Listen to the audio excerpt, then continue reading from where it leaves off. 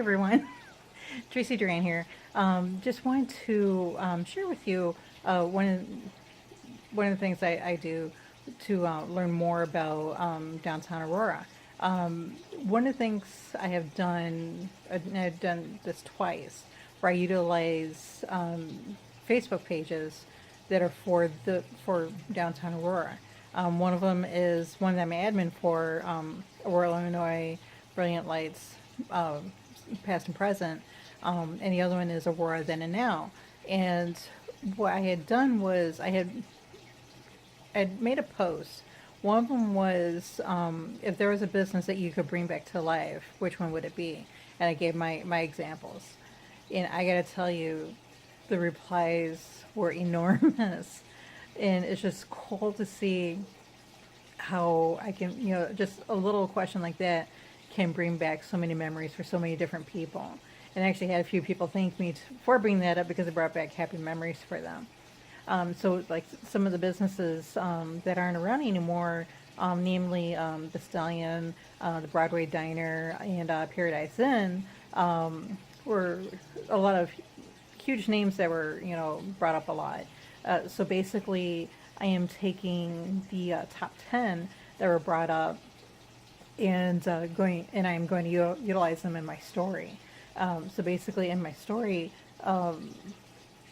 Downtown Aurora is going to be my version of Downtown Aurora. So I'm going to have businesses from the past, and I'm going to utilize businesses that are there now.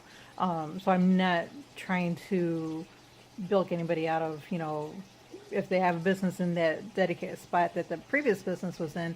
I'm not trying to be a jerk about it. I'm just trying to make this into an Aurora that I remember, and what I would like to have if these mom and pop businesses were still around.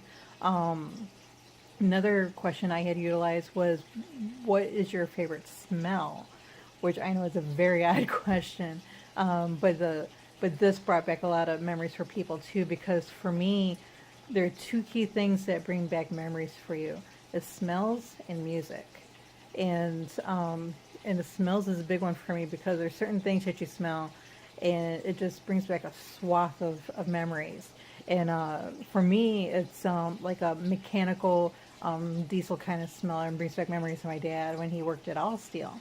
So, but yeah, I just thought it would be really cool. And some of the smells that people brought up were like the Rainbow Bread Factory or Rainbow Bread Bakery. And there used to be or there is, or I don't know, they closed it down. There are so many factories that have closed down in Aurora. It's really sad. But there was a Dial soap factory in the Aurora, Montgomery area, and you can always smell it. Always smelled like Dial soap, like, and a lot of times it was very pungent in that area. But always great smells going on, and but it's just neat to bring some of that back to for people. But yeah, it's just being able to utilize Facebook, social media to get questions, because being that I wasn't in a certain time period, I can see, or I can ask people, what do you remember, from that time period, and utilize their memories, and basically making like a patchwork setting of my story, so that I can make a person feel like that they're in that spot. They can smell the water from the Fox River. They can smell the stench coming from the factories. They can hear the cars putzing by and everything, like little Studebakers or whatever cars were popular during that time period. So it's just fun. Oh, and one of the other things that I am so glad I did with my research was actually two things. First one, I had my one character Ruby waiting for Marie because they're supposed to be going to the movies. This is the very beginning part of my story, and I had her waiting for her, and Marie was supposed to be coming up on a streetcar, which we did have streetcars back then. But I found out that the time period that I have, they had just turned to buses. So they took away the streetcars, and then they ended up with a bus system. So I'm so glad I asked, my questions, because then If I didn't, then people would have looked at my story like, oh, this chick didn't, do any research. And I'm so big on research.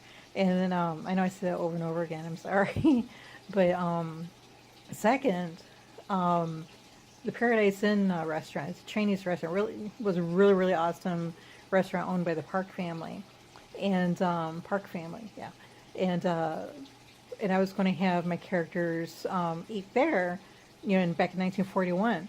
Well, when I did my research at the library, and I found an ad, and for my time period piece, it's, oh my God, we're getting closer. I'm sorry.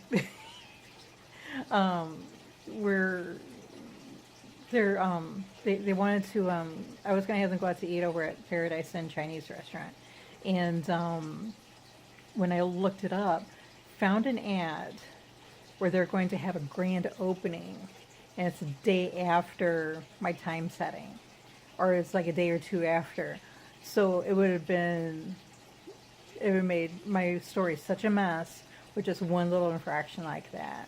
So later on in the story, I'm going to have that establishment still around. So that'll be the cool part. They had awesome egg rolls, I gotta tell you. But yeah, it was just just those few things where that I was able to get out of doing my research. Like I said, being a historical situation that I have for my book. And so I'm so glad that I was able to find those things. Plus, I'll be able to utilize the ad in my story. That's the other thing I'm doing is any old ads I find that correlate with the story, I'm going to pop those in there for, like, just photos and everything. Just little fun things to give it a little bit more reality. So, but anyways, I hope you enjoyed this video. If you like it, please hit the like button. If you don't like it, I'll be sad, but you can still hit the dislike button.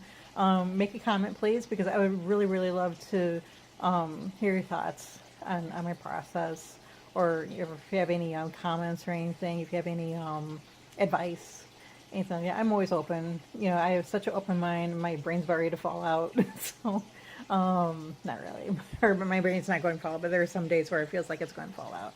But anyways, hope you all have a good day, good night. And have a good one. Talk later. Bye-bye.